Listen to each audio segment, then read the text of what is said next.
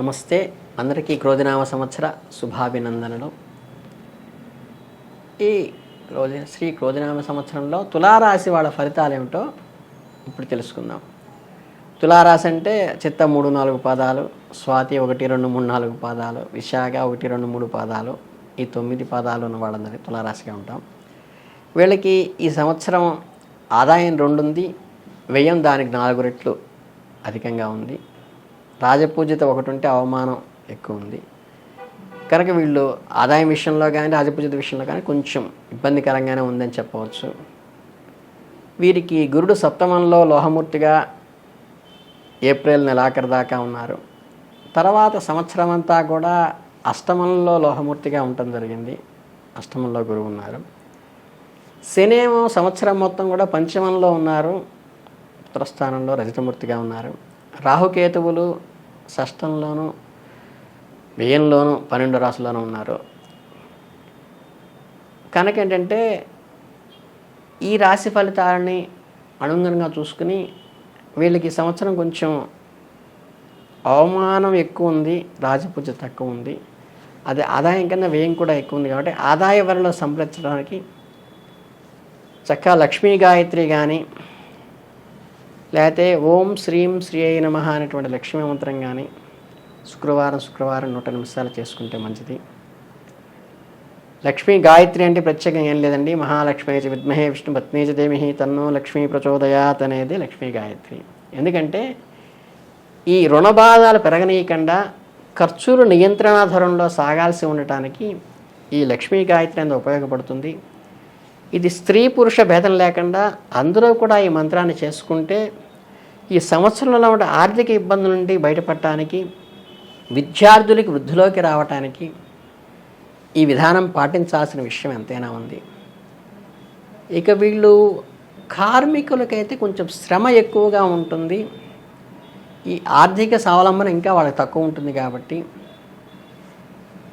ఈ నిరుద్యోగులు మాత్రం వచ్చిన అవకాశాన్ని సద్వినియోగం చేసుకుని ఉన్నతమైనకి వెళ్ళాలి తప్పితే ఏదో వస్తుంది దానికోసం ఆశించి వృధా చేసుకోవాకండి అవకాశాలని. గృహ నిర్మాణ కార్యక్రమాల్లో కూడా తలపెట్టుకున్నటువంటి ఏదైతే వస్తువులు అవి థెఫ్ట్కి గురయ్యేటువంటి అవకాశం కూడా ఉంది. కాబట్టి అవి కొంచెం జాగ్రత్త చేసుకోవటం ఎంతైనా అవసరం. రాజకీయ నాయకులకు కానీ అధికారులు కానీ కొంచెం కత్తి మీద సాములాగా ఈ పదవిలో కానీ ఫేమ్లో కానీ ఇబ్బందులు కలిగేటువంటి అవకాశం కూడా ఉంది. కానీ జాగ్రత్తగా ఉండాలి. ఇక నెల మాస ఫలితాలకి వచ్చినట్లయితే మనం ఏప్రిల్లో గ్రహ సంచారం అంటే దాదాపుగా ప్రతికూలంగా ఉన్నదనే చెప్పవచ్చు. ఆటంకాలు ఎక్కువ ఉంటాయి. ఏప్రిల్ 23వ తారీఖున కుజిని రాసు మార్పు చేత కొంచెం ఆటంకాల నుంచి కొంచెం బయటపడడానికి ఆస్కారం ఉంటుంది. ఏది ఏమైనప్పటికీ కూడా ఒక ప్రణాళిక క్రమబద్ధంగా సిన్సియర్గా ఎఫర్ట్ పెట్టుకుంటూ ఒక ప్రొడక్టివిటీగా చేస్తేనే ఇతరులతో సంయమనం పాటించుకుంటూ వాళ్ళ వ్యవహారాలకు దూరంగా ఉంటూ మనకు కావాల్సినంత వరకే ఇన్వాల్వ్ అవుతూ ఉండాలి. ఆ జాగ్రత్త అవసరము. మే నెలలో వచ్చి ఏంటంటే 1వ తారీఖు నుంచి కూడా కుజుని సప్తమ రాశిలో సంచారం ఉంటారు. పార్ట్నర్షిప్కి ఇబ్బంది కలిగిస్తుంది. 4 గ్రహాల స్థితి అనారోగ్యానికి కానీ వీటి కొంచెం ఆర్థిక ఇబ్బందులకు కానీ వస్తుంది. కనుక ఏంటంటే ఒక్కొక్కసారి అత్యవసర పరిస్థితుల్లో కోర్టు నోటీసులు లేకపోతే అప్పు తీసుకున్న వాళ్ళ నోటీసులు కూడా వచ్చేటువంటి అవకాశం ఉంది. వృత్తి ఉద్యోగం వ్యాపారంలో కొంచెం దానికి డివోటెడ్గా చేయాల్సిన అవసరం ఎంతైనా ఉంది. ఎన్ని సమస్యలు ఉన్నప్పటికీ బాధ్యతని న్యాయంగా ధర్మంగా మీరు నడుచుకున్నప్పుడు భగవంతుడి యొక్క అనుగ్రహం మీ మీద ఉంటుంది. అలాగే జూన్ మాసంలో ఖర్చులు కూడా మళ్ళీ పెరుగుతాయి. పక్కవారి చేత ఇబ్బంది కలిగేటువంటి అవకాశం ఉంది. కాబట్టి కొలీగ్స్తో కానీ బిజినెస్లో పార్ట్నర్స్తో కానీ కొంచెం జాగ్రత్తగా ఉండాలి. ఆర్థిక సమస్యల నుంచి కొంతవరకు అయితే బయటపడతారు కానీ బాధ్యతలు బరువులు పెరుగుతాయి. కనుక ఇది కొంచెం గమనించుకోవాలి. ఇక జూలై మాసానికి వచ్చినట్టయితే ఈ రవి శుక్ర సంచారాలు జూలైలో కొంచెం అనుకూలత అక్కడి నుంచి స్టార్ట్ అవుతుంది.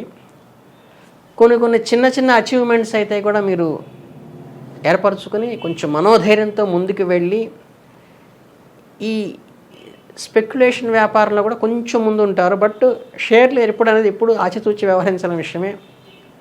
కాకపోతే కొంచెం జూలై నుంచి మంచి రోజులు వచ్చాయని చెప్పొచ్చు వీళ్ళకి. తర్వాత ఆగస్టులో వచ్చేసరికి రవి కానీ, బుధుడు కానీ, శుక్రుడు కానీ, రాహు కానీ సంచారం ఆ నెలలో కూడా అనుకూలం. జూలై అనుకూలంగా ఉంది, ఆగస్టు అనుకూలంగా ఉంది. ప్రయత్నాలు కొంచెం వేగవంతంగా కూడా అవుతాయి ఆగస్టులో.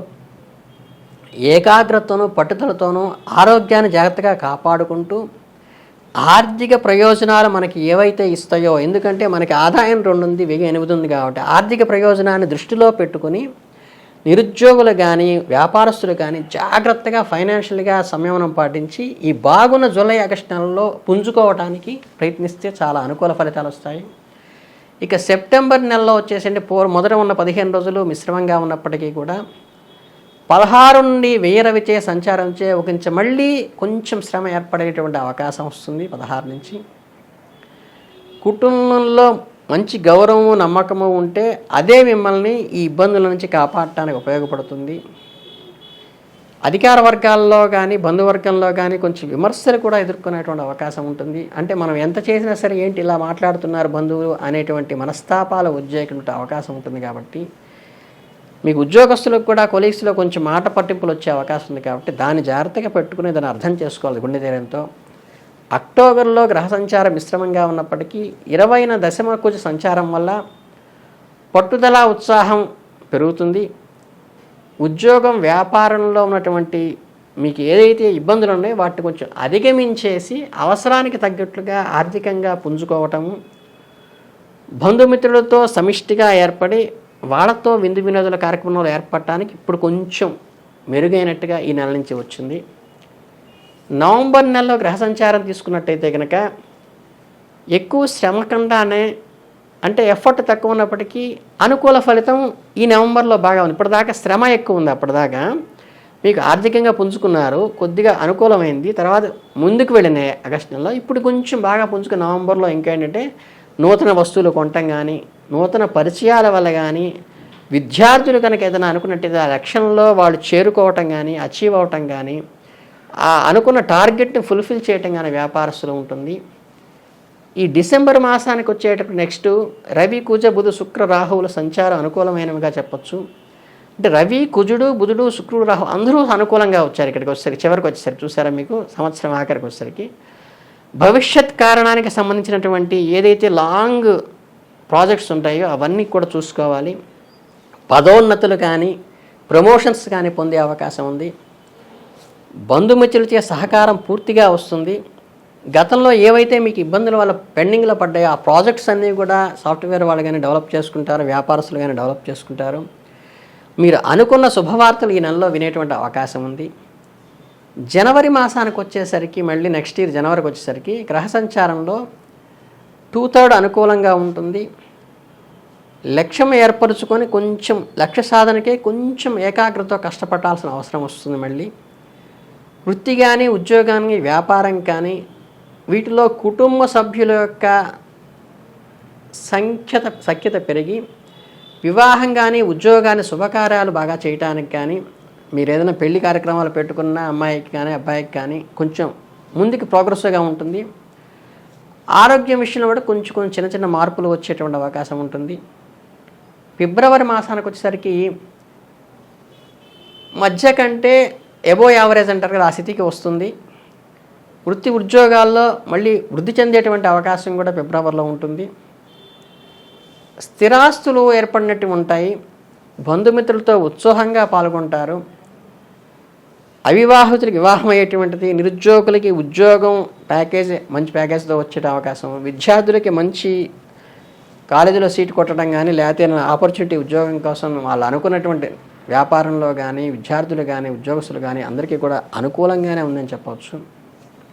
ఇక మార్చి మాసానికి వస్తే శుక్రుడు కానీ, బుధుడు కానీ షష్టం నందు, కుజుడేమో భాగ్యస్థితిలో సంచారం చేయటం వల్ల చిన్న చిన్న తరహా విమర్శలు ఏమైనా వచ్చినప్పటికీ కూడా బంధువర్గానికి కొంచెం గ్యాపు, మనస్పర్ధలు వచ్చినప్పుడు కూడా అనుకున్నటువంటి ప్రయత్నాలు వృద్ధి చెంది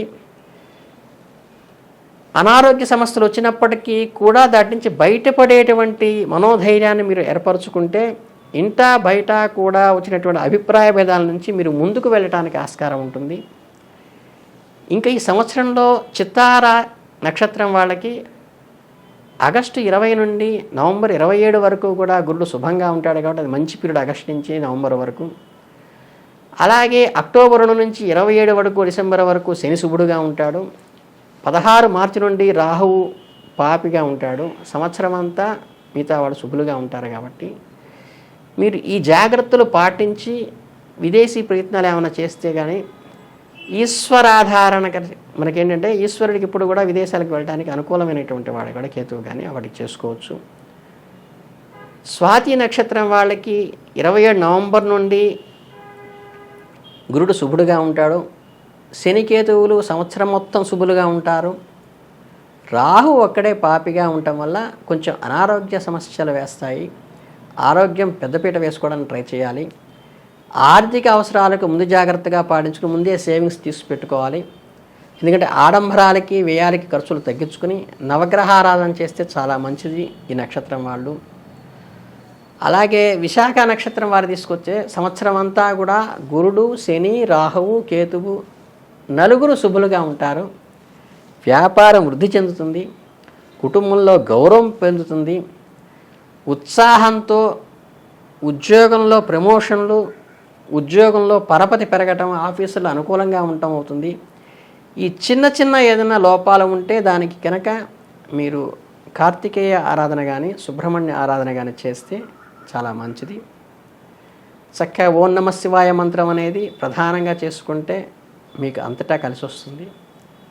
కనుక ఈ రాశి వాళ్ళు ఈ సంవత్సరం అంతా కూడా ఈ చిన్న చిన్న జాగ్రత్తలు తీసుకుంటే మీరు ఈ ఆదాయం తక్కువ ఉంది, వ్యయం ఎక్కువ ఉంది అనేది కాకుండా ఇదంతా కూడా పెంచుకోవటం వల్ల మీకు సంపూర్ణమైనటువంటి ఫలితాలు వచ్చి మీరు వృద్ధిలోకి వస్తారని మనస్ఫూర్తిగా కోరుకుంటూ ధన్యవాదాలు.